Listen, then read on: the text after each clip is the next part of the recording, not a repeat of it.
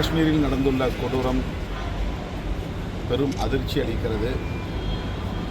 இந்த பயங்கரவாதத்தை கடுமையாக நசுக்க வேண்டும். உயிரிழந்த குடும்பத்தினருக்கு எமது ஆழ்ந்த இரங்கலை தெரிவித்துக் கொள்கிறோம். பாஜக அரசின் தவறான கொள்கை மற்றும்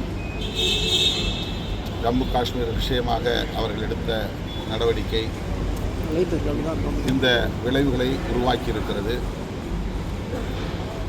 அது மட்டுமில்லாமல் உளவுத்துறை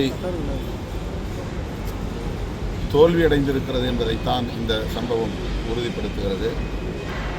ஆர்டிகிள் 370 அந்த 370வது உறுப்பை அகற்றிவிட்டால் அங்கே பயங்கரவாதம் இருக்காது என்று தொடர்ந்து பாஜக சொல்லி வந்தது. அதை நீக்கிவிட்டார்கள். பயங்கரவாதத்தை ஒழித்துவிட்டும் சுற்றுலா பயணிகள் இங்கே சுதந்திரமாக போகலாம் என்று சொன்னதன் அடிப்படையில் அதை நம்பி போன சுற்றுலா பயணிகள் இன்றைக்கு படுகொலையாகி இருக்கிறார்கள். எனவே இதற்கு அமித்ஷா பொறுப்பேற்று உடனடியாக பதவி விலக வேண்டும் என்று விடுதலை சிறுத்தைகள் கட்சி வலியுறுத்துகிறது.